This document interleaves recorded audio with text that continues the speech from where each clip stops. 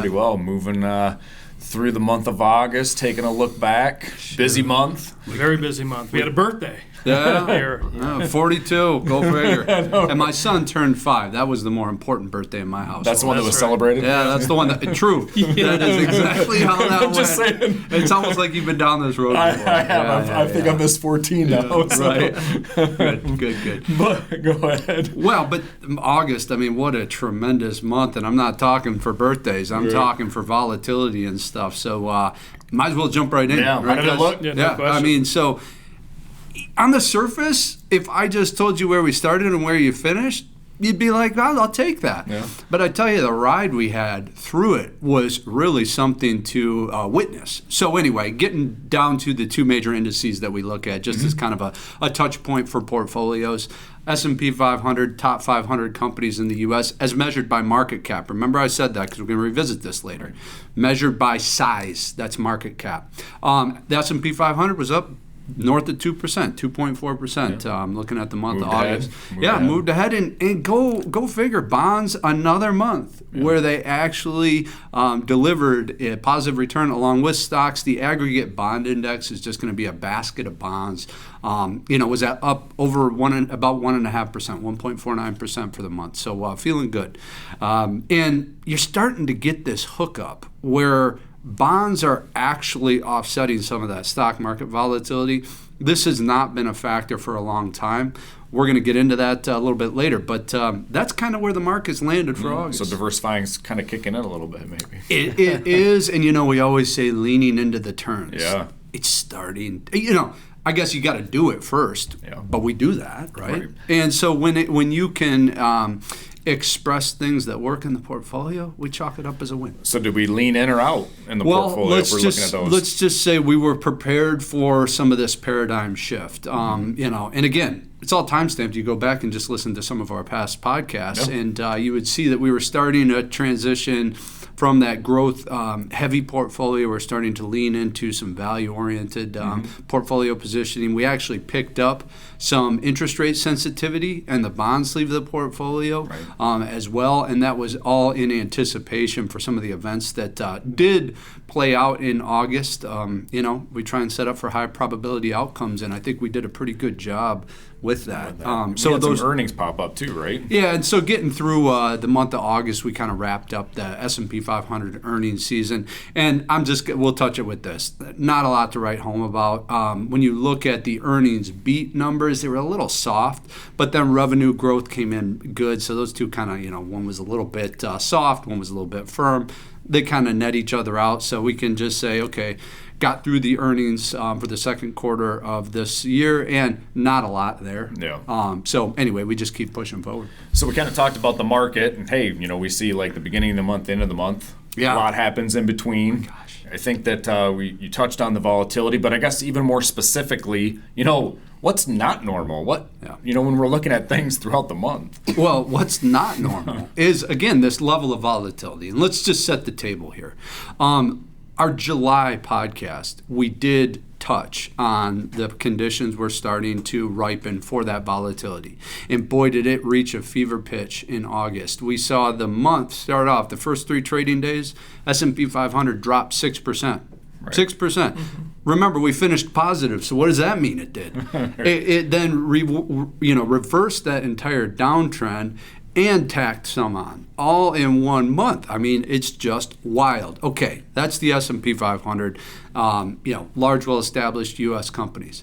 But let's take one of those companies out. And because I want to stay on good terms with our compliance department, I'm not going to name any names here. But let's talk about a $2.5 trillion market cap company. So one of the largest companies that exists out there in the world. And it starts the month, drops 16%, then jumps 30+% into the end of the month on a $2.5 trillion market cap. Jeez. That's not normal. Right. That's not normal. So something is going on. Something is happening. Something is playing out. And I think that we've got some answers. Yeah. And I think those answers were prevalent even before we saw this heightened volatility. So you can go revisit our July podcast. So anyway, that is not normal. when you see that level of volatility, you really, really need to sharpen the pencil and understand what's going on. Yeah. That's what they got us. Happy to do it. Yeah. Well, Ryan, we got a short public service announcement. Next week, Wednesday, September 18th, Ryan here is going to be a special guest on Wood TV 8 in Grand Rapids, Michigan, discussing elections and, election policy and how that might shift to the markets. Yeah, we do have an election. It's coming up quick. Yeah. And so, Ryan, what are you going to be talking about there? Can we get a little insight? Well, number one, thank you for that acknowledgement. Now the pressure's even, higher to perform. But, what they're going to get out of me, I think, is probably not what they expect. To just step in and say, well, traditionally speaking, in an election year, you would see this. Also, by the way, don't worry about which, party's elected. They both give it. No. That's not me. And if you haven't picked up on that already, you'll figure it out soon. What we're going to talk about, what I plan to talk about, is the construct of portfolio out the other end of the election. Recognize this is not one party wins, we go to cash, the other party, we're all in. No. What this is the infinite game that we play that is long-term investing. And in that infinite game, we're always wanting to gain the edge. We just need a little edge, and you will benefit. Right. The edge is gleaned from understanding and having a disciplined approach to your portfolio exposures. What's the right risk to take in that environment?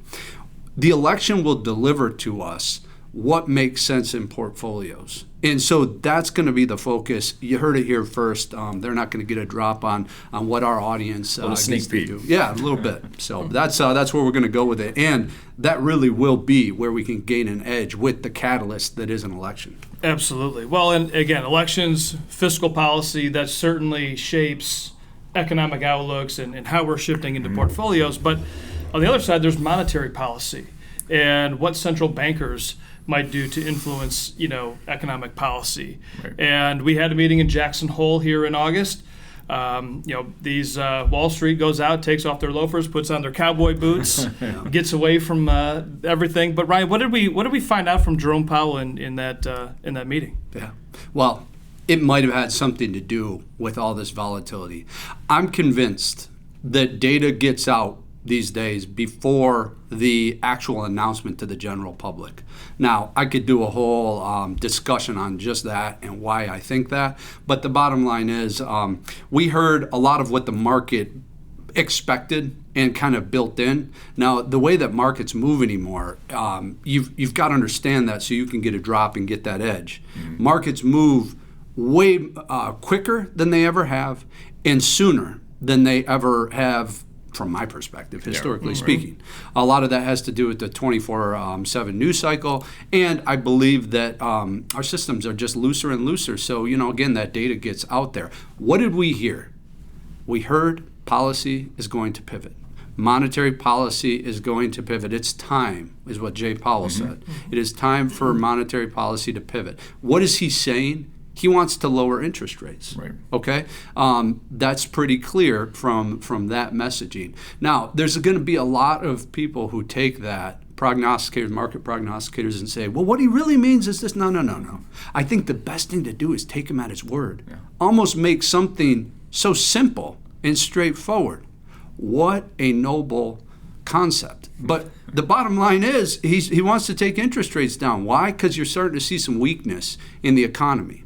And it's really a focusing on the jobs environment, the employment situation. And so, a Fed would cut rates to offset weakness that's kind of in the pipeline. Mm-hmm. That's what we heard. They were loving their cowboy boots. Right. That's what I maybe doing some fly fishing, but something like that, getting out into the mountains. Well, and the last few months we've talked about be careful what you ask for, what you wish for, right? And we see this interest rate world we live in changing. How does that going to impact the markets? How is that going to impact portfolios? Right. And this will be a really quick one. Back in a prior life, when I had actually time to, go skiing or something out west, and I actually had the legs and the physical conditioning to do it, right? I went to Jackson Hole. It was with some friends of mine from where I went to college, and I'll never forget flying into that airport And it was a snowstorm, small airport, and all of a sudden the pilot said, "We're doing our getting ready for landing, the descent in." And all of a sudden, it's a snowstorm outside. Boom, we're on the ground. And I thought, what is this? It's the elevation at which that airport's at. Very cool experience. I'll never forget it. But one of the things that strikes me is that when a plane is cruising altitude and then it starts to make that descent in, and the pilot says, "Buckle your seatbelt up," it's for a reason. Mm-hmm. When you're changing that altitude, you are going to experience turbulence and bumps. When you see the environment changing in the marketplace, in the capital markets, it often comes with that same kind of volatility or pressures that you experience transitioning through altitudes. And it's just, again, that movement through. And so that's kind of where we come out of this thing. And again, what I'm talking about with this idea that the data is so early and the markets move so quickly, it was already playing out kind of late July, early August. We heard from Jay Powell August 23rd. Right. So anyway, it's a transition. Take him for his word. He said it's time for monetary policy to pivot. Now, it's been kind of neutered over time. Fiscal policy, we really need to keep an eye on that one. Yeah, but anyway, that's where we're at. Yeah. It's a big deal. And you've kind of touched on it as we've moved through this podcast. Yeah. But if we kind of go back to the volatility or even veracity of markets, what can we do or what are we doing to make sure we're, maybe even take advantage of it, be prepared for it? Yeah. We know that it's going on. We see it in our statements day to day, but. Sure. So I think that what you have to look for here is kind of this multi-factor approach to portfolio management. It's certainly, you need to understand that macro, I would say economic environment, but that's not prudent, that macro market environment. Because the economy and the market aren't the same thing. Right. They're cousins. Macro market environment, what works in that environment, and then the machine, the execution. We need to understand that that volatility creates an air pocket where there's inefficiencies in the market. You're probably not doing much in that time frame. You're trying to see this brewing to a degree and either executing before or waiting for it to calm down and executing after. So it's, you used to be able to do okay seeing the world one-dimensional. Now we need 3D. Yeah. So anyway, we had to devise a system, but we've got it. We feel comfortable with it, and it's moving along. Yeah, and we're on top of it. Yeah. We got lots of eyes on there. So as we look ahead to September, right? What might be on the horizon, what they're talking about. We've talked a little bit about Jackson Hole. We've talked a little bit about rates or maybe even policy change. Yep. What do we see for even the shorter term into September? What's it kind of lurking? Well, you guys have been paying attention for years. What do you typically see in September? Just everybody's back. Off the cuff. Yeah, okay. There's something to that. Right, there is, right? Everybody's back. Hey, we've got we've got this year at least, we've got the election rounding up, and we've got the debate coming up, and so we'll be able to hear more on policy changes and how that might shift or change, and how we can dive into what we need to do. I love it, because guess what? September breeds volatility, as if we needed any more of that. But like we've been talking about, things are expressed in markets sooner than they ever have been. We've been watching for 20 plus years. If you combine all of our experience here, long time.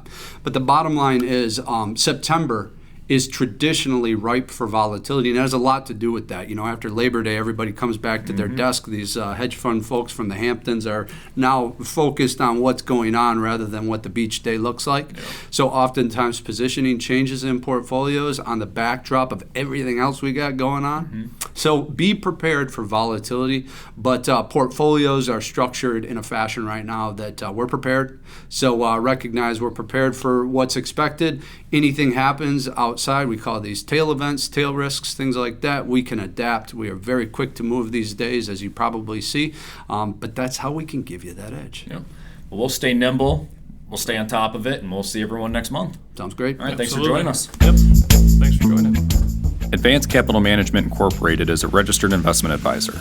Information presented on this program is believed to be factual and up to date, but we do not guarantee its accuracy, and it should not be regarded as complete analysis of the subjects discussed.